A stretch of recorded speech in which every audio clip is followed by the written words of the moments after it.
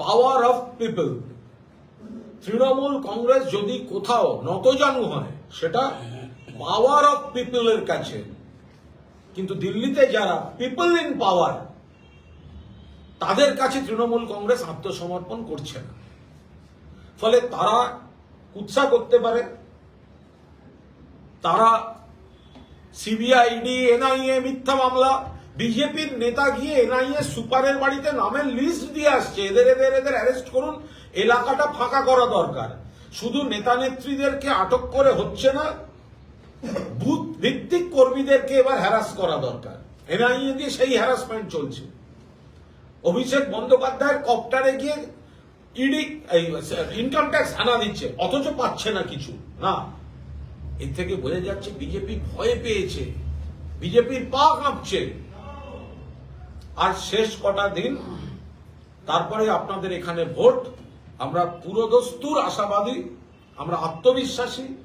জলপাইগুড়ি কেন্দ্র উন্নয়নের স্বার্থে, মানবিকতার স্বার্থে, মানুষের পাশে থেকে তৃণমূল কংগ্রেস, মমতা বন্দ্যোপাধ্যায়, অভিষেক বন্দ্যোপাধ্যায় যেভাবে কাজ করছেন, মমতা বন্দ্যোপাধ্যায় সরকার যেভাবে পাশে দাঁড়িয়েছে, ফলে মমতা বন্দ্যোপাধ্যায়ের হাত শক্তিশালী করতে জলপাইগুড়ি থেকে এবার তৃণমূল কংগ্রেসের প্রার্থী তিনি সাংসদ হয়ে দিল্লি যাবেন। একটু জয়দা বলেছেন, আমি প্রশ্নের সব উত্তর দেব।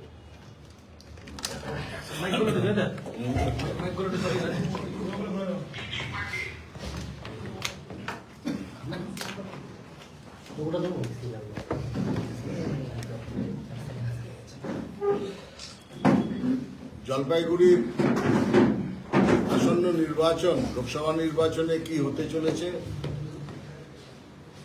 আমাদের অন্যতম মুখপাত্র কুণাল ঘোষ সেটা সবিস্তারে আপনাদের বলেছেন। আমি শুধু তার সঙ্গে কয়েকটি পয়েন্ট অ্যাড করব। যে কিছুদিন আগেই ধূপগুড়ির উপনির্বাচন হয়েছে, আপনারা জানেন, 2023-এ, এবং সেই ধূপগুড়ি ছিল বিজেপির দখলে। একজন এমএলএ, বিজেপির এমএলএ দুঃখজনক অকাল মৃত্যুর জন্য সেখানে উপনির্বাচন হয়, এবং এমন একটা জায়গায় যেখানে রাজবংশী ভোটারের সংখ্যা হচ্ছে 50% প্রায়। সেখানে সেই উপনির্বাচনে দেখা যায় মানুষের মত কত দ্রুত আবার ফেরত আসছে তৃণমূল কংগ্রেসের দিকে। এই জলপাইগুড়ির মানুষের, সেখানে আমাদের তৃণমূল কংগ্রেসের প্রার্থী, সেখানে নির্মল চন্দ্র রায়, যিনি লোকসভার প্রার্থী হয়েছেন এখন, তিনি জয়লাভ করেন। এবং সেইটা যদি ধরি, তাহলে এই জলপাইগুড়ির যে 7টি বিধানসভা আছে, সেই 7টি বিধানসভার 5টি বর্তমানে তৃণমূল কংগ্রেসের দখলে, একথা ভুলে গেলে চলবে না। সেটি একটি বিশেষ গুরুত্বপূর্ণ দিক। আরেকটি দিক হচ্ছে, আমি মনে করিয়ে দিই আপনাকে, যে বিরোধী দলনেতা সেই উপনির্বাচনে সাংঘাতিকভাবে মিথ্যা প্রচার করেছিলেন যে তৃণমূল কংগ্রেস তথা আমাদের নেত্রী রাজবংশীদের নাকি অপমান করেছে। কিন্তু ভোটের ফলাফল দেখিয়ে দেয় যে সেই রাজবংশী সম্প্রদায় সম্পূর্ণভাবে তৃণমূল কংগ্রেসের সঙ্গে আবার ফেরত এসছে। তারা তৃণমূল কংগ্রেসের প্রার্থী বেছে নিয়েছেন, মমতা বন্দ্যোপাধ্যায়কে বেছে নিয়েছেন ধূপগুড়ির উপনির্বাচন। এবং এটা আমার বলার উদ্দেশ্য হচ্ছে, ওই ধূপগুড়ি উপনির্বাচনই হাওয়া পাল্টে দেওয়ার একটা জায়গা শুরু করে জলপাইগুড়িতে, যেটা আমাদের মাননীয় নেত্রীও বলেছেন গতকাল ডাবগ্রাম ফুলবাড়ির মিটিংয়ে, যে সেই সময় আজ থেকে মনে করুন 2019-এর ভোটে আমরা দেখেছিলাম যে জলপাইগুড়ি ভোটাররা ভেবেছিলেন যে বিজেপিকে ভোট দিয়ে আমরা অনেক কিছু পাব। আশা করতে কোনো অসুবিধে নেই, এটা বহুদলীয় গণতন্ত্র, একদলকে তার উপরে ভরসা করবে মানুষ। কিন্তু ভরসাটা যে স্থায়ী হয়নি সেটা অচিরেই প্রকাশ পেতে শুরু করে। এবং তারপরে যে কটি নির্বাচন হয়েছে আপনারা দেখবেন, বিশেষ করে পঞ্চায়েত নির্বাচনই বলুন, বিশেষ করে ডাবগ্রাম ফুলবাড়ি উপনির্বাচনই বলুন, সেখানে দেখা যায় তৃণমূল কংগ্রেস বিপুলভাবে আবার মানুষের আস্থা অর্জন করতে সক্ষম হচ্ছে। কুণাল যেটা বলেছে সেই বিষয়ে আমি একটা জিনিস যোগ করব, মিথ্যা প্রচারে ঢক্কা নিনাদ বিজেপি করছে, কারণ বিজেপির সত্যি পয়সার শক্তি অনেক বেশি, আমাদের থেকে পয়সার শক্তি অনেক বেশি, এবং সেটা আমরাও জানি, আপনারাও জানেন যে নানাভাবে তারা কিভাবে সারা ভারতবর্ষের ব্যাংক লুট এবং অন্য অন্য উপায়ে তারা নিজেদের একটা বিশাল বড় দৌলত খানা তৈরি করেছে নিজেদের। তাই তাদের সঙ্গে ভারতবর্ষের অন্য দল ছেড়ে দিন, পৃথিবীর কোন রাজনৈতিক দল পয়সার ক্ষেত্রে বিজেপির সঙ্গে তারা লড়াই করতে পারবে না, পয়সা প্রচুর। আর আজকে এই জলপাইগুড়িতে বসে আমরা বুঝতে পারছি, জানতে পারছি, এবং আপনারা বুঝতে পারছেন যে সেই সমস্ত প্রচার বিফলে গেছে। মানুষ ঠিক করে নিয়েছে এবং মানুষ প্রচুর পরিমাণে আসবে ভোট দিতে তৃণমূল কংগ্রেসের প্রার্থীকে জেতানোর জন্য। আজকে আপনারা জানেন যে নানাভাবে প্রচার চলছে, প্রচার করছে, কিন্তু সবথেকে বড় আমাদের শক্তি হচ্ছে মমতা বন্দ্যোপাধ্যায় ঠিক সময়, ভুল সময়, ভালো সময়, খারাপ সময়, আমাদের পাওয়া সিট, আমাদের না পাওয়া সিট, আমাদের দখলের সিট, বিজেপির দখলের সিট, এই সব উপেক্ষা করে মানুষের পাশে থাকার যে জায়গা সেটা দেখিয়েছেন মমতা বন্দ্যোপাধ্যায়। আমরা কিন্তু এই জন্যই জলপাইগুড়ির লোক আরো ভোট দেবে যে কেন্দ্রীয় সরকার তথা বিজেপির মতন আমরা ওই রকম করিনি। আমরা ওরা 21-এ হেরে গেছি, তাই পেটে মারতে হবে, ভাতে মারতে হবে, এবং সেটা একটা প্ল্যান করে পশ্চিমবঙ্গকে দেওয়া যাবে না কোনো পয়সা করি, পশ্চিমবঙ্গের গরিব মানুষকে পেটে লাথি মারতে হবে, এই রকম ধারণা, এই রকম রাজনীতি মমতা বন্দ্যোপাধ্যায় করেন না। জলপাইগুড়ি আমাদের সাংসদ সিট ছিল না, তাই বলে জলপাইগুড়ির মানুষজনকে উপেক্ষা করা, তাদের উন্নয়ন না করা, এই রকম ছোট রাজনীতি, নিন্দনীয় রাজনীতি, ঘৃণ্য রাজনীতি, সেইটা মমতা বন্দ্যোপাধ্যায় তথা তৃণমূল কংগ্রেস করে না, সেটা প্রমাণিত। আর আমি একটি কথা বলেই আমি শেষ করব আমার বক্তব্য। এই যে আজকে সারা পশ্চিমবঙ্গে একটা প্রধান ইস্যু তৈরি হয়েছে, শুধু জলপাইগুড়ি বলে না, সারা পশ্চিমবঙ্গের ক্ষেত্রে, যে পশ্চিমবঙ্গকে অর্থনৈতিকভাবে অবরোধ করে তাকে পেটে মারতে হবে, ভাতে মারতে হবে। আমি আগেও বলেছি, আমি আবার আপনাদের সামনে বলছি, সেই কুপরিকল্পনা ষড়যন্ত্র যখন রচনা হয়েছিল, যে মিটিংয়ে তৈরি হয়েছিল কেন্দ্রীয় বিজেপির নেতৃত্বের সঙ্গে শুভেন্দু অধিকারী করেছিলেন, সেই মিটিংয়ে আমি উপস্থিত ছিলাম, এবং সেখানে শুভেন্দু অধিকারী কেন্দ্রীয় নেতৃত্ব, বিজেপির কেন্দ্রীয় নেতৃত্বকে বলেছিলেন যে 43-এর মন্বন্তর মনে করে দেখবেন, ইতিহাস পড়ে দেখবেন যে ইংরেজরা প্রচুর ধান চাল থাকা সত্ত্বেও বাংলায় একটা ম্যানমেড ফেমিন দুর্ভিক্ষ করেছিল বাংলার কোমর ভেঙে দেওয়ার জন্য, যেখানে 60 লক্ষ মানুষ মারা গিয়েছিল। এবার আমাদের কেন্দ্র, আপনারা আছেন, আমরা আছি কেন্দ্র বলে বিজেপির নেতৃত্বকে বলেন যে আমাদের বাংলাকে এই রকম শাস্তি দিতে হবে যে পেটে মারতে হবে, ভাতে মারতে হবে, একটা দুর্ভিক্ষের মতন পরিস্থিতি করতে হবে, তাহলে বাংলার মানুষ যদি বুঝতে পারে আমাদের গুরুত্ব। এইভাবে একটা রচনা করেছিল, তার ফলাফল দেখছেন আপনারা। গত 2.5-3 বছরে কোনো পয়সা কড়ি পাঠায়নি। বারবার আমাদের নেতা অভিষেক ব্যানার্জি বলছেন তার চ্যালেঞ্জ গ্রহণ করতে পারেনি অমিত শাহ বা নরেন্দ্র মোদী, তারা এসে দিতে পারেননি যে কেন তারা টাকা আটকেছেন, বা যখন বলছেন টাকা দিয়েছি তারও হিসেব দিতে পারছেন না। এই পরিস্থিতি সারা বাংলাতে গরিব মানুষ, খেটে খাওয়া মানুষ তথা মহিলা এবং সংখ্যালঘু এবং আপামোর জনতা, তারা সবসময় চাইবে যে বাংলা মাথা উঁচু করে বাঁচুক। জলপাইগুড়ির লোকও চাইছে মাথা উঁচু করে বাঁচতে, তাই জন্যই তারা বেছে নেবে তৃণমূল কংগ্রেসকে। এই বিষয়ে আমাদের কোনো সন্দেহ নেই। আচ্ছা, যদি আপনারা প্রার্থীরও একটু তুলনা করেন, তাহলে দেখবেন আমাদের প্রার্থী, তৃণমূল কংগ্রেসের প্রার্থী, কাজের মানুষ, কাছের মানুষ, একে তো মাথার উপর মমতা বন্দ্যোপাধ্যায়, অভিষেক বন্দ্যোপাধ্যায়, গোটা দল, গোটা পরিবার, এখানকার নেতৃত্ব, সাংগঠনিক নেতৃত্ব। আর আপনারা বিজেপির প্রার্থীকে মানুষের কোন কাজ করেছেন? কোথায় কি কাজ করেছেন? বাংলার হয়ে লড়াই, যারা 100 দিনের কাজ করেছে তাদের টাকা আদায় করে আনা, বাংলার হয়ে লড়াই, যাদের আবাসের টাকা থেকে বঞ্চিত করা হচ্ছে তাদের হয়ে লড়াই করা, বাংলার হয়ে লড়াই, যে 1,64,000 কোটি টাকা বাংলার পাওনা, তার মধ্যে জলপাইগুড়িরও তো রয়েছে। তারা তো কাজ করেননি, এলাকায় দেখা যায়নি, মানুষের কাজ করেননি, বাংলার হয়ে লড়াই করেননি। তাহলে এরা ভোট পাবেন কেন? কিসের জন্য পাবেন? দলও পাবে না। আমি আরো বিশেষভাবে বলি, জয়প্রকাশ মজুমদার সিনিয়র নেতা, আমি জয়দাকে সেলাম জানিয়ে বলবো, জয়প্রকাশ মজুমদার বিজেপির অন্যতম শীর্ষ নেতা ছিলেন, কিন্তু যখন তিনি দেখলেন যে রাজনৈতিক লড়াইয়ের পরিবর্তে, উনি তো রাজনীতি করেছেন, পলিটিশিয়ান, যে বাংলার বিরুদ্ধে চক্রান্ত হচ্ছে ঘরগুলোয় বসে বসে,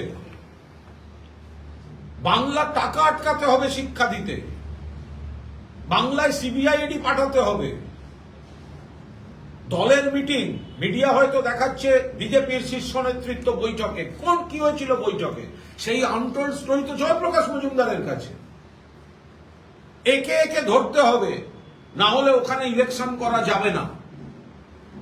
তারপরে উনি সিদ্ধান্ত নেন যে বাংলার নাগরিক হয়ে যে রাজনীতি হোক, বাংলাকে ধ্বংস করতে দিল্লিতে বসে একটা দল রাজনীতি করবে, আর এখানে তার প্রতিনিধিত্ব উনি করবেন না। উনি প্রতিবাদ করে এই গোটা বিষয়টা তুলে ধরে তৃণমূল কংগ্রেসে মমতা বন্দ্যোপাধ্যায় নেতৃত্বে যোগদান করেছে। ফলে মানুষকেও এটা বুঝতে হবে যে কিছুদিনের জন্য যে ভুল বুঝিয়েছিল তাতে আপনার আখেরে কোনো লাভ হয়নি। দিনের শেষে টর্নেডো মাঝরাতে যে আপনার দুয়ারে, তার নাম মমতা বন্দ্যোপাধ্যায়। পরের দিন কি নিয়ে এসছেন? প্রধানমন্ত্রী, তার ভাষণে একটা অক্ষর ছিল না টর্নেডো নিয়ে, একটা শব্দ ছিল না। মমতা বন্দ্যোপাধ্যায় যখন বলছেন যাদের বাড়ি পড়ে গেছে তাদের বাড়িগুলো অন্তত করতে দিন, গরিব মানুষ, অন্য সময় দরকার হতো না, এমসিসিতে দরকার হয়, মডেল কোড অফ কন্ডাক্ট চলছে। যাদের বাড়ি ভেঙে গেছে তারা সবাই তৃণমূল হতে পারে, তার মধ্যে বিজেপি নেই, তার মধ্যে অন্য দল নেই, তার মধ্যে সাধারণ মানুষ নেই, কিন্তু তার কোনো উত্তর দিচ্ছে না ইলেকশন কমিশন। দিল যখন নিষেধ, না হবে না, পার্সিয়াল দিতে পারবেন। মানে কি? 5,000 টাকা 20,000 টাকায় বাড়ি হয়, আর ভোটের পর যদি বাড়ি তৈরির কাজ শুরু হয় ততদিনে তো বর্ষা এসে যাবে, লোকগুলো যাবে কোথায় সপরিবারে? ফলে মমতা বন্দ্যোপাধ্যায় মানুষের পাশে থাকার জন্য যা ঘোষণা করার করে দিয়েছেন, আপনারা দেখেছেন, মানুষের স্বার্থ সুরক্ষিত রাখতে যা ঘোষণা করার মুখ্যমন্ত্রী করে দিয়েছেন। কিন্তু মানুষ এবার এই তৃণমূলের কাজ আরো জোরদার করতে মমতা বন্দ্যোপাধ্যায় প্রার্থীকে জলপাইগুড়ি কেন্দ্র থেকে দিল্লিতে লোকসভায় পাঠাবেন। যদি কোনো প্রশ্ন থাকে বলুন। শুভেন্দু আজকে শুভেন্দু টুইট করেছে, করেছে 9th এপ্রিল ইসিআই একটা চিঠি লিখে অনেক ক্ষতিগ্রস্তদের সাহায্য দিতে পারবে, ইসিতে আওতায় আসবে না। তারপরে তৃণমূল ওনাদের আচ্ছা, ওই চিঠিটা নিয়ে আজকে অনেকক্ষণ ধরে আলোচনা হচ্ছে, অনেক চিঠিটা কাকে অ্যাড্রেস করা হয়েছে একটু বলবেন আপনারা? নিশ্চয়ই আপনাদের কাছে কপি আছে। কাকে অ্যাড্রেস করা হয়েছে? ইসিআই, জাতীয় নির্বাচন কমিশন, কাকে পাঠাচ্ছে চিঠিটা? পশ্চিমবঙ্গ সরকারকে, যেটা শুভেন্দু অধিকারী তুলেছেন। কাকে অ্যাড্রেস করা হয়েছে সেটাই সব থেকে বড় কথা। অ্যাড্রেস করেছে সিইও ওয়েস্ট বেঙ্গল, পশ্চিমবঙ্গের যিনি তাদের শাখা নির্বাচন কমিশনের, তাকে বলছেন। এবার সেখানে কি বলেছেন? বলছেন যে ডিজাস্টার ম্যানেজমেন্ট ইত্যাদি বা কোনো ক্ষতিগ্রস্ত হলে অন্য জায়গায় তারা টাকা দিতে পারে। কোনো সুনির্দিষ্ট যে চিঠি দিয়েছিল পশ্চিমবঙ্গ সরকার তার উত্তর দেয়নি, এই গোল গোল উত্তর এসছে, সেইটা নিয়ে কে কথা বলছেন আজকে? শুভেন্দু অধিকারী। তিনি কি মুখপাত্র নির্বাচন কমিশনের? অভিযোগ তো নির্বাচন কমিশনের বিরুদ্ধে ছিল যে তা ঝড়ে ক্ষতিগ্রস্ত সঙ্গে সঙ্গে পশ্চিমবঙ্গ সরকারের পক্ষ থেকে বলা হয়েছে আপনারা সুস্পষ্ট নির্দেশ দিন, সুস্পষ্ট নির্দেশ আমাদের অধিকার দিন বা পারমিশন দিন, যাতে এই ঝড়ে ক্ষতিগ্রস্তদের আমরা এত টাকা করে দিতে পারি। তার উত্তর কি এইটা যে তারা দিল্লি থেকে দেবে তাদের শাখা অফিসকে দিয়ে একটা নিবন্ধের মতন ছোট গোল গোল 2 লাইনের কথা যে ডিজাস্টার ম্যানেজমেন্ট ইত্যাদি ইত্যাদি, ভালো করে পড়ে দেখবেন কি লেখা আছে, সেখানে দেওয়া যেতে পারে। এটাই কি উত্তর? আর এটা নিয়ে লাফাচ্ছেন ঘোলা জলে মাছ ধরার জন্য, আর বলছেন যে মিথ্যেবাদী। আমরা এখনো যেটা বলেছিলাম, অভিষেক বন্দ্যোপাধ্যায় যেটা বলেছেন, মমতা বন্দ্যোপাধ্যায় যেটা বলেছেন, যে নির্বাচন কমিশন সুকৌশলে পারমিশন দেওয়ার ব্যাপারটা এড়িয়ে গেছে। নির্বাচন কমিশনকে তৃণমূল সরাসরি চিঠি দিয়েছে, ডেলিগেশন পাঠিয়েছে, তো তারা সরাসরি তৃণমূলকে বলবেন যে হ্যাঁ দেয়া হলো, সরকারকে বলবেন যে আপনারা দিন। এটা যেহেতু মডেল কোড অফ কন্ডাক্ট চলছে, সেই জন্য বিজেপি নেতারা বিরোধিতা করেননি। যখন মমতা বন্দ্যোপাধ্যায় বললেন বাড়ি তৈরি করার কথা, তখন তো এই শুভেন্দু অধিকারী, এই বিজেপি নেতারাই তো বিরোধিতা করেছেন যে ভোটের আগে কেন এগুলো করা হবে।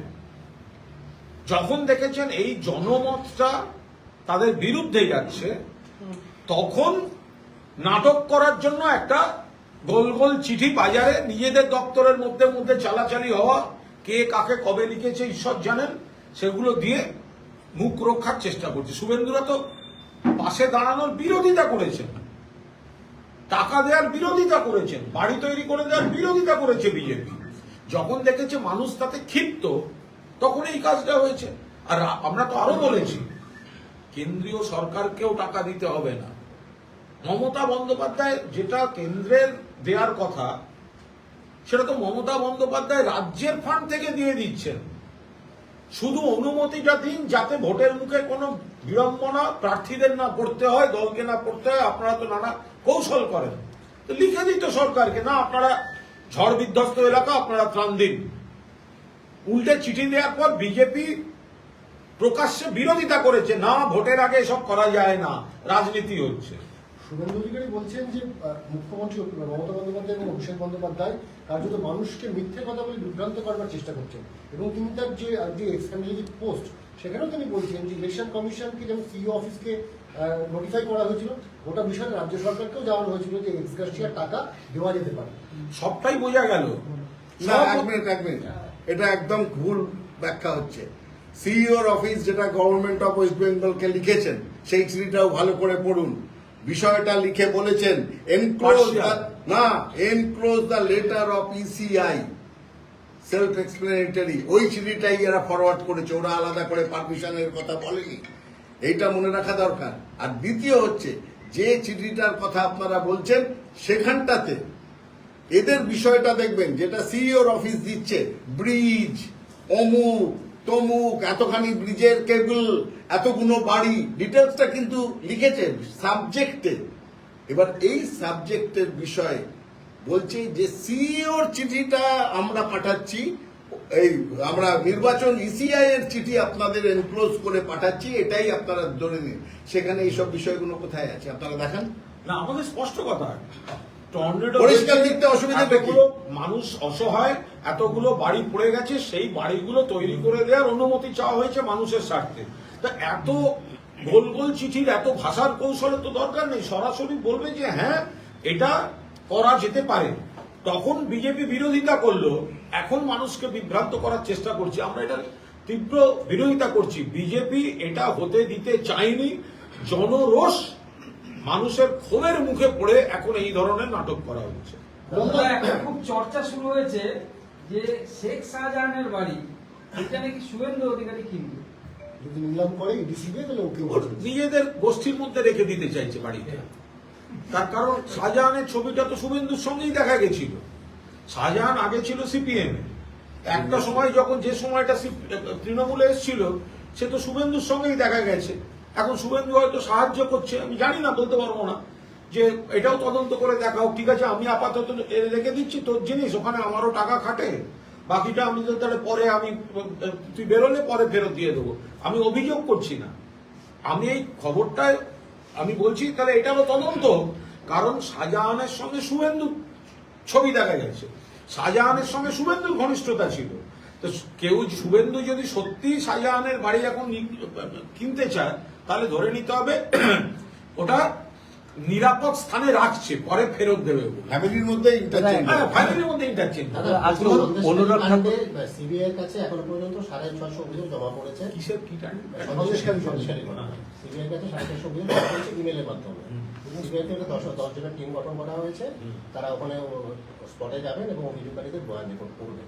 করুন না, কেউ বারণ করেনি, করুন। শুধু তার সঙ্গে একটু বলুন যে সিবিআই এর এফআইআর এর নাম রয়েছে শুভেন্দু অধিকারী, সে অ্যারেস্ট হচ্ছে না কেন? আমরা জানি সিবিআই এর এফআইআর নেম চোর, চিটিংবাজ, ক্যামেরার সামনে টাকা নিয়ে যে শুভেন্দু অধিকারী, সিবিআই তখন মনে পড়ে না বয়ান রেকর্ড করতে যাচ্ছে। সিবিআই এর এফআইআর করা শুভেন্দু অধিকারী, সিবিআই এর এফআইআর নেম, তাকে অ্যারেস্ট করতে পারছি না, নতুন কেসের বয়ান নিতে যাচ্ছে। গরুর গাড়ির হেডলাইট, ওখানে যা যা করার সেগুলো রাজ্য সরকার প্রশাসন করেছেন। এখন ভোটের স্বার্থে সন্দেশখালীকে জিইয়ে রাখতে হবে, সন্দেশখালী ভোটের স্বার্থে জিইয়ে রাখতে হবে। যে বিজেপি উন্নাও, হাথরাস, প্রয়াগরাজ, মধ্যপ্রদেশ, বিলকিস বানু, মণিপুর, আর তাদের এখন মনে হচ্ছে সন্দেশখালীর কথা। একটা কথা বলে দিই এই ব্যাপারে, এক মিনিট। এই যে শুভেন্দু অধিকারীকে নিয়ে এই নারদা কাণ্ডের সময়, সারদাতে তো ওনার নাম ছিল, সারদার কর্তা যিনি, তিনি ওনার নাম দিয়েছেন। নারদা কাণ্ডে যখন বিজেপি অফিস থেকে শুভেন্দু অধিকারীর টাকা নেওয়া দেখানো হয়, সেটা দেখিয়েছিলাম আমি নিজে। বিজেপির রাজ্য অফিস থেকে সব জনগণের জন্য সেটা আমি দেখিয়েছিলাম, এবং আমি আপনাদের বলতে অসুবিধে নেই, সেই সময়ে এই ভিডিওগুলো আসতো দিল্লির থেকে পাঠানো হতো বিজেপি অফিস থেকে। আমাদের সকালবেলায় কনফারেন্স হতো, ভুলে যাবেন না সেই সময় বিজেপির রাষ্ট্রীয় সভাপতি, ন্যাশনাল প্রেসিডেন্টের নাম হচ্ছে অমিত শাহ। তখন নাড্ডাজি আসেননি, এগুলো মনে রাখা দরকার। এবং অমিত শাহ, আমরা যে দুজন বসতাম তখন, পশ্চিমবঙ্গ রাজ্য বিজেপির অবজারভার হচ্ছেন সিদ্ধার্থ নাথ সিং বলে একজন, লাল বাহাদুর শাস্ত্রীর কোনোভাবে আত্মীয় হতেন। সেই সিদ্ধার্থ নাথ সিং এবং আমাকে ওখান থেকে অমিত শাহ নির্দেশ দিতেন এটা কিভাবে বলবে, এবং সেই সময় আমার স্পষ্ট কানে বাজে একটা মহাচোর আছে, শুভেন্দু অধিকারী সম্বন্ধে বলছেন অমিত শাহ, এবং সেইটা আমি দেখিয়েছিলাম। সেইভাবেই দেখানো, আপনারা এখনো ফুটেজ পাবেন। এরপরে কাট টু সেকেন্ড সিন, জয়নিং এর আগে 5 তারা হোটেলে রাত 12টার সময় মিটিং হচ্ছে, শুভেন্দু অধিকারী এসছেন, তার আগে তিনি গিয়ে পদত্যাগ করে এসছেন বিধানসভায়, এসে ওইখানে বসে পা ধরে বলছেন ইডি সিবিআই সে বাঁচা লিজিয়ে हमको। আর পাশ থেকে কৈলাস বিজয়বর্গীয়া বলছেন हम लोग है ना। এটা অনেক জায়গায় আমি বলেছি, সেখানে একজন অন্ত বলেছিল আস্তে করে, দিলীপ ঘোষ একটু দূরে বসে বলল পার্টিটা উঠে গেল। ঠিক এই মন্তব্য করেছিলেন। আর আজকে আমি আর একটা ঘটনা মনে করি, যদিও এটা জলপাইগুড়ির সঙ্গে কানেক্টেড নয়, জলপাইগুড়ির সঙ্গে একটু আছে, কারণ জলপাইগুড়ির যিনি ক্যান্ডিডেট হয়েছেন বিজেপির, যিনি আগে ছিলেন, তাকেও এত দেরি করে কেন ঘোষণা করলো? কারণ তাকেও সরাবার বন্দোবস্ত করেছিলেন শুভেন্দু অধিকারী, যাতে সে জয়ন্তবাবু যাতে টিকিট না পান। লাস্ট মোমেন্টে জয়ন্তবাবুকে দেওয়া হয়েছে। তার আগে আপনারাও জানেন, আপনারাও খবর রটিয়েছেন, জয়ন্তবাবুর সঙ্গে জনগণের কোনো যোগাযোগ নেই 5 বছর বলে বিজেপি চিন্তা করছে তাকে টিকিট না দেওয়ার। কিন্তু ঘটনাটা হচ্ছে, দিলীপ বাবুকে আজকে মেদিনীপুর ছাড়া করে অন্য জায়গায় পাঠানো, একটা কঠিন সিট যেখানে জেতার কোনো সম্ভাবনা নেই, সেটা কার হাতের কাজ করি? শুভেন্দু অধিকারী, তিনি বিশ্বাসঘাতক, গদ্দার। আমরা বলি শুধু তাই নয়, তার এই রক্ত, তিনি যেখানে আছেন সেখানেও তিনি বিশ্বাসঘাতকতা করছেন তার পূর্বতন যারা আদি বিজেপি তাদের সঙ্গে। অভিষেক বন্দ্যোপাধ্যায় সিএর ঘটনাটা অত্যন্ত যেদিকে যাচ্ছে, জলপাইগুড়ির মানুষ, উত্তরবঙ্গের মানুষও অত্যন্ত সচেতনভাবে দেখবেন। মানুষকে ভিটেমাটি ছাড়া করার একটা চক্রান্ত চলছে, ধর্মের ভিত্তিতে ভাগ করার কথা বলা হচ্ছে, কিন্তু অসমে দেখবেন সেখানে বাংলা বলা হিন্দু, বঙ্গভাষী হিন্দু ডিটেনশন ক্যাম্পে চলে যাচ্ছে, সেই ভয়ঙ্কর সব অভিযোগ আসছে। ফলে এমন কোন শক্তিকে ভোট দেবেন না যারা শুধু মূল্যবৃদ্ধি, বাংলার প্রতি বঞ্চনা, শুধু তাই নয়, আপনার শিকড় ধরে টান মারছে, আপনার নাগরিকত্ব, আপনার অস্তিত্বের শিকড় ধরে টান মারছে। এই বিজেপিকে একটি ভোটও দেবেন না। দাদা আজকে আজকে অনুরাগ অভিষেক ঠাকুর বন্দ্যোপাধ্যায়ের যে চপার, সেই চপার প্রসঙ্গে আজকে একটি বিষয় সামনে এসেছে। আয়কর দপ্তরের তরফে বলা হয়েছে যে অভিষেক বন্দ্যোপাধ্যায়ের চপারে তারা কোনো তল্লাশি চালায়নি, এবং তারা এটাও বলেছে যে 4 এপ্রিল ইনকাম ট্যাক্সের নোডাল অফিসার তারা মুখ্য নির্বাচনী আধিকারিককে নজরে আনেন যে বেহালা ফ্লাইং ক্লাবে কোনো নিরাপত্তার ব্যবস্থা নেই, স্বাভাবিকভাবে সেখানে নজরদারি করানো। সেই কুইক রেসপন্স টিম কাল গেছিল ওখানে, এবং তারাই হয়তো সেখানে গিয়ে কথাবার্তা বলতে পারে। এটা সম্পূর্ণ উদ্দেশ্য প্রণোদিত, বিজেপি শিখিয়ে দেওয়া মুখ রক্ষা, ফেস সেভিং এর স্টেটমেন্ট। যেহেতু অভিষেক বন্দ্যোপাধ্যায়ের হেলিকপ্টার ওইভাবে তল্লাশি করার পরেও কিছুই পাওয়া যায়নি কিছু, তাই এখন মুখ রক্ষায় বলা হচ্ছে না আমরা তো ওটাই যাইনি, আমরা ওটার নিরাপত্তা দেখতে যাচ্ছিলাম। তোমার এতদিন বাদে মনে হলো যে বেহালা ফ্লাইং ক্লাবে নিরাপত্তা দেখা উচিত? বেহালা ফ্লাইং ক্লাবটা কি মঙ্গল গ্রহ থেকে সবে এসেছে? ফলে যেহেতু অভিষেক বন্দ্যোপাধ্যায় চপার তল্লাশি করতে গিয়ে কিছুই পাওয়া যেতে হয়েছে, তাই মুখ রক্ষায় নজর পড়তে মুখ পুড়েছে, তো মুখ পোড়া। কাল অভিষেকের চপারে তল্লাশি করতে গিয়ে মুখ পোড়া হয়েছে, মুখ পোড়া। তো এখন সেই কারণে নজর ঘোরাতে এখন বলা হচ্ছে না ওটাই যায়নি এটাই যায়নি। আরে ক্ষমতা থাকলে বিজেপি নেতাদের বাড়ি যাক না। সেখানে তো শারদা কর্তা কোর্টে স্টেটমেন্ট দিয়ে বলেছেন ক কোটি টাকা শুভেন্দু নিয়েছে, তদন্ত হোক না, যান না স্টেটমেন্ট, তার উপর দাঁড়িয়ে স্টেটমেন্ট নিয়ে তদন্ত হোক না। তার মুরদ নেই, গেছে অভিষেকের। আমার একটা প্রশ্ন আপনাদের কাছে, আমি যেহেতু আপনাদের দায়িত্বশীল, 1 মিনিট জানি, 1 মিনিট আজকে দায়িত্বশীল আপনার সংবাদ মাধ্যম, আপনারা এটা ইনকাম ট্যাক্স এর আধিকারিকরা একটা স্টেটমেন্ট করে বলেছে না না আমরা কোনো তল্লাশি ফল্লাশি করিনি বলে পাশ কাটিয়ে গেছে। প্রশ্ন হচ্ছে আজকে ঘন্টা 3 ধরে আজকে অভিষেক বন্দ্যোপাধ্যায়ের ওই হেলিকপ্টার ওই জায়গা থেকে নিয়ে তার তমলুকে যাওয়ার কথা, তার আগে 3 ঘন্টা ধরে ঠিক মুখেই বেহালা ফ্লাইং ক্লাবের মুখে নির্বাচন আধিকারিকের টিম কি করছিল, কি উদ্দেশ্যে তারা ওখানে বহাল ছিল, ওখানে দাঁড়িয়েছিল, কি উদ্দেশ্য আমরা জানতে চাই। আজকে এটাই যদি হয়, কোনো কারণ নেই জাগ্গে, তাহলে আজকে কেন অভিষেক বন্দ্যোপাধ্যায়ের ফ্লাইটের টাইমের আগে 3-4 ঘন্টা এই নির্বাচন কমিশনার উত্তর আমরা জানতে চাই। নির্বাচন আধিকারিকরা জানিয়েছেন হ্যাঁ, যে তারা ওখানে গেছিলেন ভিআইপি মুভমেন্টের জন্য। কি বলবেন? ভিআইপি মুভমেন্ট তো এটা সবাই জানে, আপনারা কোথাও দেখেন ভিআইপি মুভমেন্ট হচ্ছে?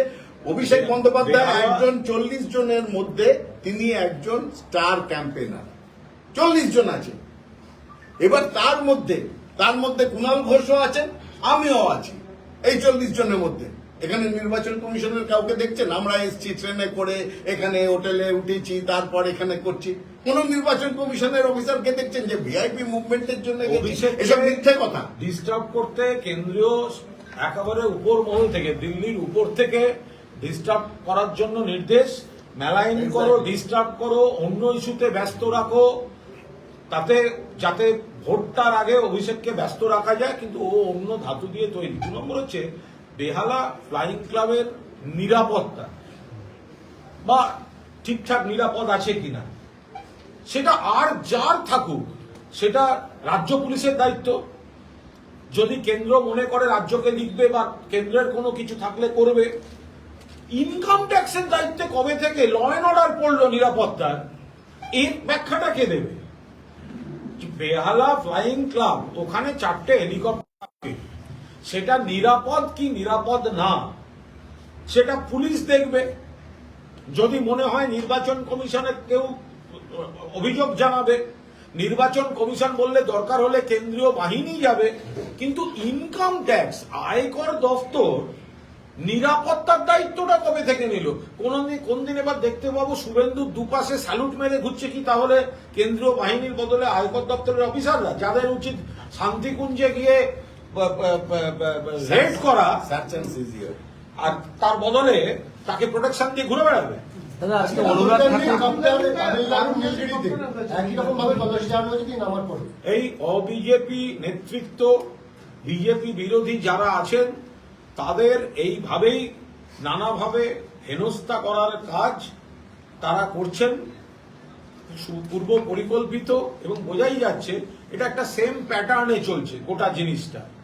এখন তারা যদি মনে করেন এইসব করে একটা আতঙ্ক তৈরি করবেন, আর কোথায় কি করবেন আমরা জানি না। বাংলার মাটি দুর্জয় ঘাঁটি, এটা এই দুর্বৃত্তরা জেনে রাখে। দাদা আজকে অনুরাগ ঠাকুর শিলিগুড়িতে বলেছেন যে ভারতবর্ষে কোথাও ব্লাস্ট হলে বা কোনো এরকম ঘটনা ঘটলে তার সেফ প্লেস পশ্চিমবঙ্গে এসে আশ্রয় নেয়। আরে ব্লাস্টটা তো হয়েছে বেঙ্গালুরুতে, কর্ণাটকে। তার আধার কার্ডের নাম ছিল হচ্ছে তামিলনাড়ু, কর্ণাটকের আর মহারাষ্ট্রের, সেখানে পশ্চিমবঙ্গ কোথায়? বেঙ্গালুরুর পাশের বাড়ি তো পশ্চিমবঙ্গ নয়। তাহলে এতগুলো রাজ্য পেরিয়ে এলো, তো তখন কেন এনআইএ, আইবি, সেন্ট্রাল এজেন্সি কি করছিল? ধরেনি কেন? কে বারণ করেছিল? এই প্রশ্নের উত্তরে আমার একটা বলার আছে, আমি আপনাদের সুস্পষ্টভাবে, কারণ এটা গভীর প্রশ্ন, এটা আপনাদের একটুখানি সিরিয়াসলি এটা দেখতে হবে। এনআইএ তৈরি হয়েছিল 2008-এ অ্যান্টি টেররিস্ট মডিউলকে আটকানোর জন্য সারা ভারতব্যাপী। ভারতের বিরুদ্ধে যে জঙ্গি গোষ্ঠীরা কাজ করছে তাদের আটকানোর জন্য এনআইএ হলো, এবং সম্পূর্ণভাবে এই জঙ্গি গোষ্ঠীর কার্যকলাপকে দেখবে এনআইএ, না লোকাল পুলিশ, না সিবিআই, এনআইএর দায়িত্ব। এবার ব্যাঙ্গালোর ব্লাস্টের জন্য তারা নিয়োজিত ছিল। বেশ কিছুদিন তদন্তের পর হঠাৎ পশ্চিমবঙ্গ পুলিশের সাহায্যে দুজনকে গ্রেপ্তার হলো পশ্চিমবঙ্গে। আজকে অনুরাগ ঠাকুর বলেছেন বাংলাকে নিয়ে। আমি অনুরাগ ঠাকুরকে প্রশ্ন করছি, তিনি তো কেন্দ্রীয় মন্ত্রী একজন।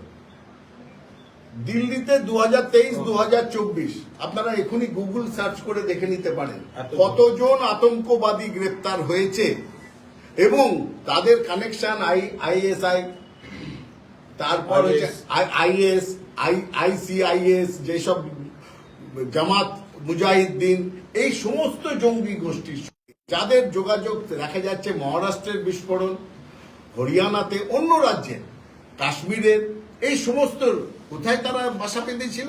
দিল্লিতে। দিল্লির আইন কানুন কার দেখার কথা? অমিত শাহের।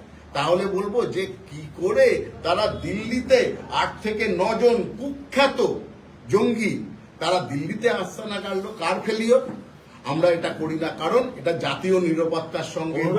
কাছের ঘরে বসে ঢিল ছুটছেন, যেগুলো তাদের দায়িত্ব, তাদের এলাকা, তাদের পুলিশের বা তাদের এজেন্সি দেখার কথা, সেই জায়গা থেকে যখন ধরা পড়ছে তখন দেখা যাচ্ছে তারাই প্রোটেকশন দিয়েছেন, অথবা তাদের এলাকা থেকে সেফ প্যাসেজ করে দিচ্ছেন অবিজেপি রাজ্যে গিয়ে কিছুদিনের জন্য লোকাবার জন্য। তারাই সেফ প্যাসেজ করে দিচ্ছে। বাংলা অব্দি এলো কি করে?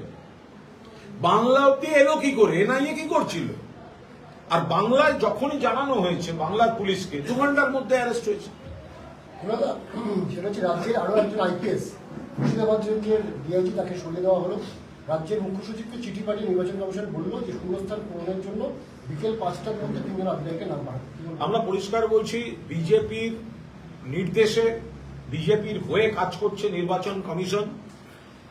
বিজেপি নাম দিয়ে দিচ্ছে একে একে একে একে একে সরাতে হবে। 48 ঘন্টার মধ্যে 3 জন ডিজি চেঞ্জ হয়ে গেল, অন্যান্য আধিকারিক চেঞ্জ হয়ে গেল। আর অভিষেক বন্দ্যোপাধ্যায় যখন প্রমাণ দিচ্ছেন যে বিজেপির নেতা এনআইএ সুপারের বাড়ি গিয়ে রাতে গোপন বৈঠক করছে, তাকে সরাচ্ছে না। বিজেপি কোনো প্রমাণ দিতে পারছে না, শুধু নাম সুপারিশ করছে, তাতে ইলেকশন কমিশন সরিয়ে দিচ্ছে। আর তৃণমূল কংগ্রেস, অভিষেক বন্দ্যোপাধ্যায় প্রমাণ দিচ্ছেন যে রাতের অন্ধকারে নিজের বাড়িতে বিজেপির নেতা জিতেন তেওয়ারি কোথায়? 7 দিন তো হয়ে গেল, জিতেন তেওয়ারি নাকি মানহানির মামলা করছেন। আপনারা বড় বড় করে দেখিয়েছিলেন, ব্রেকিং নিউজ, মামলা করবার হুমকি দিলেন জিতেন তেওয়ারি। এর পরের অংশটা একটু দেখান, ধরুন, জিতেনকে বলুন তৃণমূল বলছে চিঠিটা কই, ক্ষমতা থাকলে চিঠিটা দিক, সেই ব্রেকিংটা একটু দেখি। তার আগে ব্রেক করে যাচ্ছে কেন আপনাদের না? জিতেন তোয়ারি মামলা করবেন বলেছেন, আরে মামলা কই? ফলে তৃণমূল প্রমাণ দিচ্ছে যে সেন্ট্রাল এজেন্সি বিজেপির হয়ে কাজ করছে, তাদের অফিসারদের সরাচ্ছে না। অভিষেক বন্দ্যোপাধ্যায় সব ডিরেক্টরদের বদলি দাবি করেছেন, আর বিজেপির ডেপুটেশন নিয়ে তার ভিত্তিতে বিনা প্রমাণে পশ্চিমবঙ্গের আধিকারিকদের সরানো হচ্ছে। দলদাসের কাজ করছে নির্বাচন কমিশন। জয়প্রকাশ কুণালদা, গোটা বাংলা জুড়ে তো ভোট এখন, তো বিভিন্ন পোস্টার লাগানো হচ্ছে, তো দেখা যাচ্ছে যত পোস্টার লাগছে লক্ষ্মীর ভান্ডারের পোস্টারটা প্রচুর, তুলনায় মমতা বা বৈশাখের পোস্টারও কিন্তু অত দেখা যাচ্ছে না। কি বলবেন? লক্ষ্মীর ভান্ডার মানে, লক্ষ্মীর ভান্ডার শুধু একটা স্কিম নয়, লক্ষ্মীর ভান্ডার এটা একটা সিম্বল, প্রতীক। এ সময় লক্ষ্মী বসো ঘরে, আমারে ঘরে থাকো আলো করে। এটা সমৃদ্ধির প্রতীক, আত্মনির্ভরতার প্রতীক, অধিকারের প্রতীক। সবুজ সাথী কন্যাশ্রী থেকে যেটা শুরু হচ্ছে, রূপশ্রী থেকে শুরু হচ্ছে, সেটাই লক্ষ্মীর ভান্ডারে আবার গিয়ে আস্তে আস্তে দাঁড়াচ্ছে। মমতা বন্দ্যোপাধ্যায় এবং তৃণমূল কংগ্রেস রাজনীতিতে দেখুন, সংসদে দেখুন, পার্লামেন্টে দেখুন, পুরসভায় দেখুন, পঞ্চায়েতে দেখুন, মহিলাদের কত বেশি পার্টিসিপেশন। সাংগঠনিক পদে দেখুন, আমার পাশেও রয়েছে মহিলাদের অধিকার। কত মানুষ, কত গরিব মানুষ এই যে লকডাউন, করোনা কাল, সেই সময় অর্থনীতির হাল ধরে রেখে দিয়েছিল এই লক্ষ্মীর ভান্ডার এবং এই ধরনের কিছু স্কিম। লক্ষ্মীর ভান্ডার বাংলার মায়েদের, বোনেদের অন্য রাজ্য নকল করছে। যে বিজেপি, যে অন্য দল আমাদের সমালোচনা করছিল, তাদের ইস্তাহারে দিচ্ছে, তারা নকল করছে। ফলে লক্ষ্মীর ভান্ডার বাংলার সমৃদ্ধি। গাঁয়ের বধূর শাঁখের ডাকে লক্ষ্মী এসে ভরে দিত গোলা সবার ঘরে ঘরে। এটা হচ্ছে সলিল চৌধুরীর অমর সৃষ্টি, এটা একটা প্রতীক। ফলে লক্ষ্মীর ভান্ডার, বাংলার মায়েরা, বোনেরা, লক্ষ্মীর ভান্ডার একটা সিম্বল, যে বাংলার মহিলাদের সম্মানের একটা সিম্বল। তার নমুনা মহিলারা কিভাবে সেই অধিকার আঁকড়ে রাখবেন, এটা এবার বিজেপি আর বাকিরা হাড়ে হাড়ে বুঝতে পারে। এইটাতে একটা বলে নিন, লক্ষ্মীর ভান্ডার আপনি বললেন যে কেন বেশি, খুব সুন্দর এক্সপ্লেন করেছে আমার বন্ধু কুণাল। একটা কথা কি আমরা ভুলে যাব, যে এম্পাওয়ারমেন্ট অফ উমেন সারা ভারতবর্ষে রামমোহন রায়ের হাত দিয়ে শুরু হয়েছিল, এবং সেটা জায়গা পেয়েছিল, শক্তি পেয়েছিল বিদ্যাসাগরের হাতে, আর মমতা বন্দ্যোপাধ্যায় সেটাকে সম্পূর্ণ করেছেন পশ্চিমবঙ্গে। সেইটা দেখা দেখি সারা ভারতবর্ষ সেটাকে অনুসরণ করছে। আপনার কাছে কি বলছেন, সেটা হচ্ছে হাওড়ায় রামনবমীর শোভাযাত্রায় শর্ত সাপেক্ষে অনুমতি দিল হাইকোর্ট। বিচারপতি জয়সেনগুপ্ত জানিয়ে দিয়েছে কোনো অস্ত্র ব্যবহার করা যাবে না। 10,000 জনের পারমিশন চাওয়া ছিল, মাত্র 200 জনের পারমিশন দিয়ে রামনবমী বলুন।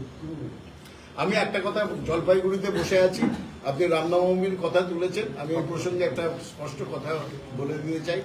জলপাইগুড়িতে আমি আপনাদের মাধ্যমে প্রশাসনকেও, অন্য অন্য দলের যারা কর্মী তাদের, আমাদের কর্মীদেরও আমি বলতে চাই যে রামনবমী নিয়ে এই জলপাইগুড়িতে, বিশেষ করে জলপাইগুড়ি শহর এবং তার আশেপাশের অনেক জায়গায় অনেক রকম পরিকল্পনা, বলবো না, ষড়যন্ত্রমূলক পরিকল্পনা তৈরি হচ্ছে, যে যেখানে সমাজে যেন অশান্তি তৈরি হয়।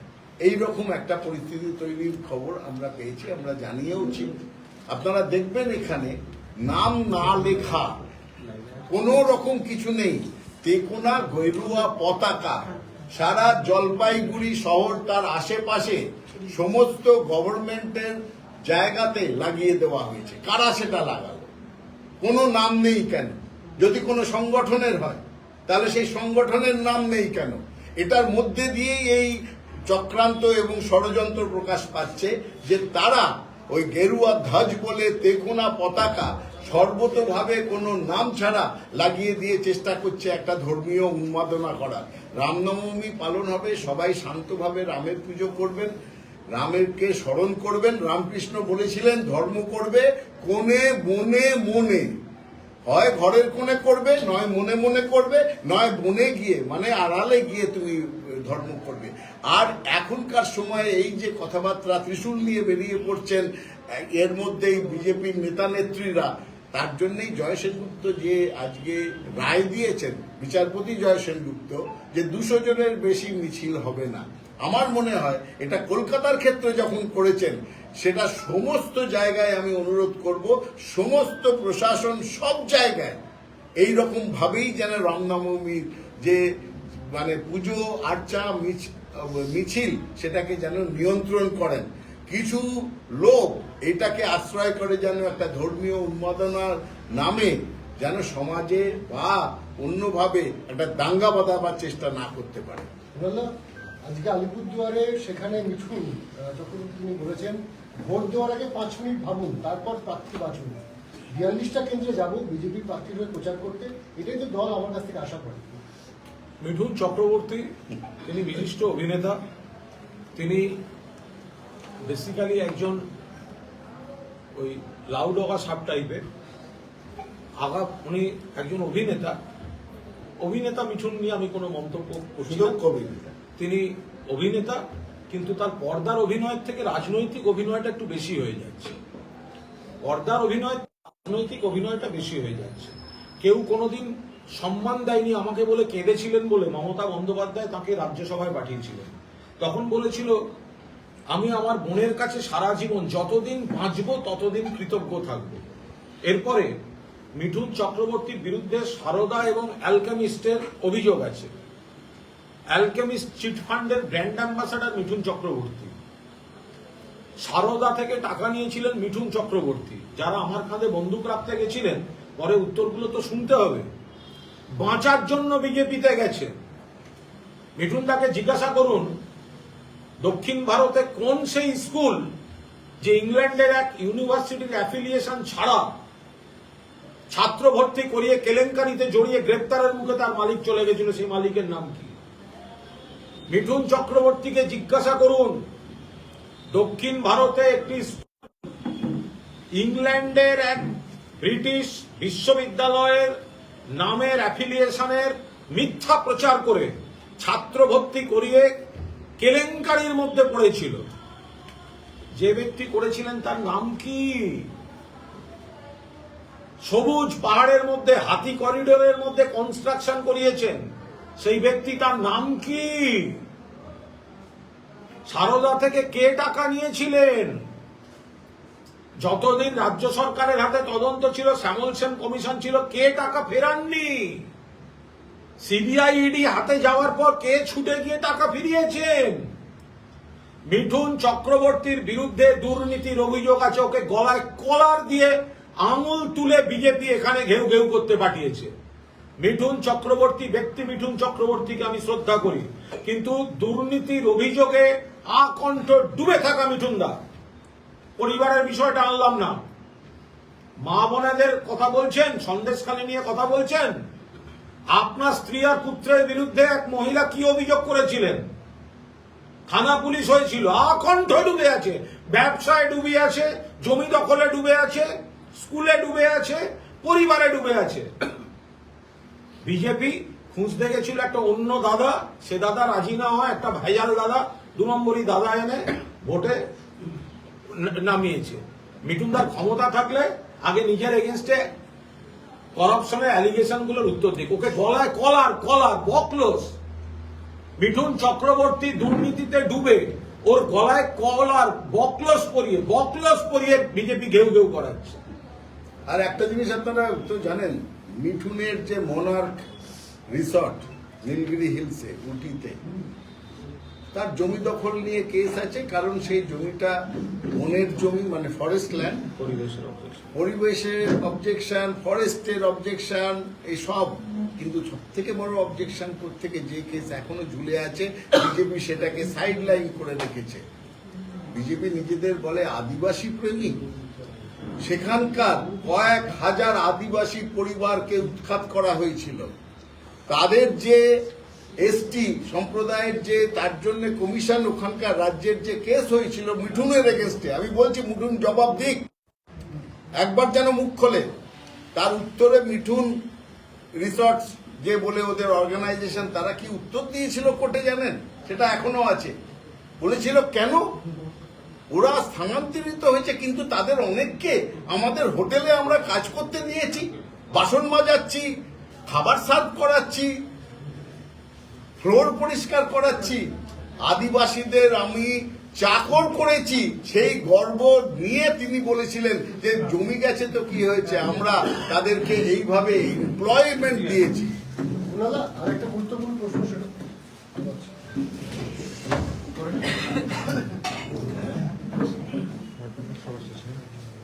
হয়ে গেল তো? একটা সেটা হচ্ছে যে ওগুলোই তো হলো তো। সংকীর্ণ রাজনৈতিক ও ব্যক্তির স্বার্থে হ্যাঁ, ওগুলো হলো তো। বিচার ব্যবস্থাকে দুর্বল করবার চেষ্টা চলছে। উদ্বেগ প্রকাশ করে দেশের প্রধান বিচারপতিকে 21 জন অবসরপ্রাপ্ত বিচারপতি তারা পদক্ষেপের আবেদন জানালেন। কি বলবেন? সঠিক কাজ।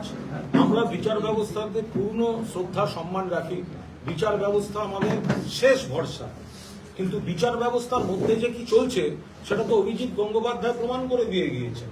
ফলে বিচার ব্যবস্থার বিরুদ্ধে যে অভিযোগগুলো আমরা করছিলাম, বা বিচার ব্যবস্থার একাংশের বিরুদ্ধে, কোনো চেয়ারের বিরুদ্ধে যে অভিযোগ, সেটা তো অভিজিৎ গঙ্গোপাধ্যায় প্রমাণ করে দিয়েছেন সত্যি। ফলে নিশ্চিতভাবে এটা নিয়ে ভাবার একটা সময় এসছে, সেটা সুপ্রিম কোর্ট দেখুন আমাদের প্রার্থী নির্মল চন্দ্র রায়, মাননীয় বিধায়ক, যার হয়ে যাকে ভোট দেওয়ার ডক্টর নির্মল চন্দ্র রায়, যাকে ভোট দেওয়ার জন্য আমরা এতক্ষণ আপনাদের সামনে কথা বলছিলাম, নির্মলবাবু এসছেন। তাহলে আমরা খুব নিশ্চিত যে বিজেপির তৃণমূলের ভোট তো তৃণমূল পাবে, এর বাইরে যারা বিজেপিকে ভোট দিয়েছিলেন তারা পাবেন। আমরা বিজেপির পরিবারগুলিকে বলছি, কন্যাশ্রী পান, রূপশ্রী পান, লক্ষ্মীর ভান্ডার পান, স্বাস্থ্যসাথী পান, যদি পেয়ে থাকেন তাহলে ওই কথা আগের বার কাকে ভোট দিয়েছিলেন, কি পেলেন, চোখ বুজে 5 মিনিট ভাবুন, আর তারপর ডক্টর নির্মল চন্দ্র রায়কে ভোটটা দিন। দাদা, দেশে টাকা রিকভারির ক্ষেত্রে দেখা যাচ্ছে রাজস্থান সবচেয়ে এগিয়ে, কিন্তু সবচেয়ে কম পরিমাণ টাকা এই রাজ্য থেকে উদ্ধার হয়েছে। কিন্তু গতকালকে দেখা যাচ্ছে বিজেপি এক নেতার গাড়ি থেকে প্রচুর পরিমাণ টাকা উদ্ধার বিজেপির হয়েছে। নেতার বাড়ি সার্চ করতে বেরিয়েছে তো এখান থেকে। এখানে আমাদের কাছে এখানে অভিযোগ আসছে, বিজেপির নেতারা অভিযোগ, আমরা এটা তদন্ত দাবি করছি, আমরা এজেন্সি, আমরা চাইছি এগুলো তদন্ত হোক। বিজেপির নেতারা টাকা ছড়াচ্ছেন, বিজেপি নেতারা বিভিন্ন পদ্ধতিতে, বিজেপির কোনো নেতা এবং তারা সেন্ট্রাল ফোর্স যারা পায় তাদের কনভয়গুলি থামিয়ে অবিলম্বে তল্লাশি করা দরকার, অবিলম্বে। কারণ তাদের মাধ্যমে নানা জিনিস এদিক ওদিক হচ্ছে, এবং অন্য পথেও অভিযোগ আসছে কোনো মহল্লায় যে সেখানে টাকার লোভ দেখানো হচ্ছে ইত্যাদি ইত্যাদি। কিন্তু গতকাল তো ধরাও পড়েছে, আপনাদের এখান থেকে আপনারা সবাই জানেন যে বিজেপির নেতার গাড়ির থেকে একেবারে পদ্মছাপ মারা ব্যাগে করে নগদ বিপুল টাকা, হিসাব বহির্ভূত টাকা, এগুলো উদ্ধার হয়েছে। রাজস্থানে সবচেয়ে বেশি। না, রাজস্থানে হয়েছে, বিভিন্ন জায়গায় হয়েছে, বাংলা তুলনামূলকভাবে নিয়ন্ত্রিত, আর যেটুকু এদিক ওদিক হচ্ছে সেটা বিজেপি করছে, আর বিজেপির হাতে এজেন্সি, ফলে তারা নিজেদের জায়গাগুলো সার্চ করছে না, ফলে এক পক্ষের করছে, তাতেই এই উদ্ধার হচ্ছে। এই টাকাগুলো কোথা থেকে আসছে বলে মনে হয়? কি করে জানো? বিজেপির কালো টাকা বিজেপির কাছে জয়দা বলেছে অঢেল টাকার পাহাড়, তো তারা এখন ভোট। আমি আপনাদের একটা খবর দিতে পারি, যেটা 2021-এ আমরা জানতাম, এবার এবছরও হবে, যে বিভিন্ন পাঁচতারা হোটেলে বিজেপির বিভিন্ন নেতারা কলকাতা বা বড় বড় শহর, যেখানে আসানসোল বা জলপাইগুড়ি বা বড় শহর, যেসব জায়গায় গিয়ে তারা হোটেলে আস্তানা গাড়েন, সেই সব হোটেলে যে প্রত্যেক দিন আপনারা জানেন যে তরি তরকারি, সবজি, মাছ, মাংস সাপ্লাই হয়, কাউকে না কাউকে কন্ট্রাক্ট দেওয়া থাকে। মনে করুন কলকাতার মেরিয়ট হোটেল বা তাজ, সেখানে তাদের এই সাপ্লাই ভ্যান থাকে, যেগুলো একদম বন্ধ করা কন্টেনার টাইপের বন্ধ করা ভ্যান থাকে, এবং সেই সব সাপ্লাই ভ্যানগুলো যায় হোটেলের পেছনের বিশেষ দরজা দিয়ে, এবং সেখানে বিশেষ বড় লিফট থাকে তাদের সারা 365 দিনের জন্যই সেগুলোকে, সেই শাকসবজি ডেলি সাপ্লাই, সেগুলোকে তুলে ঠিক মতন রাখার জন্য। বিজেপি সেই ভ্যানগুলোকে ব্যবহার করত টাকার জন্য, যে ওখানে জমা হওয়া আর ওখান থেকে বেরোনোর জন্য। এবছরও করবে বলে আমার নিজের ধারণা। যদি নির্বাচন কমিশন এই সব দিকে যাবে না আমরা জানি, কিন্তু নজর দিলেই বিজেপির এই টাকার স্রোত এই যে কিভাবে চ্যানেল করে টাকা যায় এবং তারা বিতরণ করে, আমরা তো জানি বিজেপির বিভিন্ন নেতা যারা দাঁড়িয়েছেন ভোটে, তারা আমার সঙ্গে যোগাযোগ করে বলছে, দাদা এত কোটি টাকা বলেছে, আমাদের আরো বেশি করে আমরা চাইছি, তাতে সে টাকার অঙ্ক শুনলে মাথা খারাপ হয়ে যাবে তারা যেভাবে বলছে। সুতরাং টাকার ব্যাপারে বিজেপির ধারে কাছে কেউ যেতে পারবে না, কোনো দল। আমি বললাম তো, পৃথিবীর কোন রাজনৈতিক দল, সে আমেরিকার ডেমোক্রেটিক পার্টি হোক আর রিপাবলিক পার্টি হোক, যারা পৃথিবীতে সব থেকে বড় লোক দল বলে জানা যেত, বর্তমান ভারতীয় জনতা পার্টির ঐশ্বর্যের কাছে তারাও ধারে কাছে ম্লান হয়ে গেছে। বললাম সেটা হচ্ছে যে উত্তর কলকাতার বিজেপি প্রার্থী তাপস রায়, যিনি আপনাদের দলে ছিলেন কিছুদিন আগে, তিনি বলেছেন সুদীপ বন্দ্যোপাধ্যায় আমার বাড়িতে ইডি পাঠিয়েছে, আমি ছেড়ে দেবো। সুদীপের বিরুদ্ধে রোজভ্যালি মামলা ফের তদন্ত চেয়ে সিবিআই ইডিকে চিঠি দিচ্ছেন তাপস রায়, কি বলবেন? ওই নিয়ে আমি কোনো মন্তব্য করবো না। এই মুহূর্তে আমরা জলপাইগুড়ির বিষয়ে কথা বলছি, ফলে রাজনৈতিক কোনো স্টেটমেন্ট তো এই ধরনের এজেন্সিগুলো সব তো কেন্দ্রীয় সরকারের হাতে, ফলে তাদের দলের প্রার্থীদের পক্ষে এগুলো বলা সহজ। তো তারা কেন্দ্রীয় সরকারই এটা নিয়ন্ত্রণ করে, বিজেপি নিয়ন্ত্রণ করে, ফলে তাদের পক্ষে এটা বলা সহজ। জলপাইগুড়ি নিয়ে আজকে আলোচনা করছি। আমি একটা কথা শুধু বলি, কুণাল যেটা বললো আমাদের আলোচনা নয়, তবে একটা কোথাও আমরা একটা সাদৃশ্য পাচ্ছি আমি তাপস বাবুর সঙ্গে শুভেন্দু বাবুর কেসে। শুভেন্দু বাবু সেই ঘটনার পরে আমি দেখেছিলাম ক্ষমা চাইলেন, পরবর্তী ক্ষেত্রে ওয়াশিং মেশিনে ঢুকলেন এবং পরবর্তী ক্ষেত্রে তিনি বলতে লাগলেন যে এর বাড়ি যাবে ইডি, ওর বাড়ি যাবে ইনকাম ট্যাক্স, এর বাড়িতে সিবিআই যাবে, এত তারিখে যাবে, এইগুলো বলতে শুরু করলেন। তাপস বাবুর ক্ষেত্রে ইডি হানা নিয়ে উনি বলেছেন আমার বাড়িতে ইডি পাঠিয়েছে। তার পরবর্তী ক্ষেত্রে আমরা দেখছি তিনি গেলেন বিজেপিতে। তার পরবর্তী ক্ষেত্রে সেই আবার একই ঘটনা, তিনি বলছেন আমি ইডি পাঠাবো ওর বাড়িতে। সুতরাং এই যে সমাপতন, এই যে সাদৃশ্যটা আমার কাছে খুব অবাক করেছে, যে একই রকম যেন লাগছে দুটো ব্যাপার। এবার একটা অনুষ্ঠান হচ্ছে আপনাদেরই দলের কাউন্সিলর 49 নম্বর ওয়ার্ডের মোনালিসা, কলকাতা পুরসভা, তিনি সুদীপ বন্দ্যোপাধ্যায়ের সঙ্গে তার ঝামেলা সেটা প্রকট হয়ে উঠছে। তিনি ফেসবুকে পোস্ট করে লিখছেন যে আমার ওয়ার্ড এলাকায় সুদীপ বন্দ্যোপাধ্যায়ের নামে ফের অফিস খুলে তার ছায়ার সঙ্গে তিনি মিটিং করছেন। আমরা এ ব্যাপারে কোনো মন্তব্য করব না। সুদীপ বন্দ্যোপাধ্যায় আমাদের দলের সাংসদ এবং জেলা সভাপতি। আমরা আশা করব সুদীপ বন্দ্যোপাধ্যায় 49 নম্বর ওয়ার্ডের কাউন্সিলর মোনালিসা অত্যন্ত ভালো মেয়ে, অ্যাক্টিভ মেয়ে, দক্ষ মেয়ে, কাজের চেষ্টা আছে। ফলে তার যে ক্ষোভগুলো আছে সেগুলো জিয়ে না রেখে তাকে ডেকে বসে স্থায়ীভাবে সেই সমাধানটা, আমার বিশ্বাস ওটা সুদীপদাই করে নিতে পারে। ওকে, একটা ভালো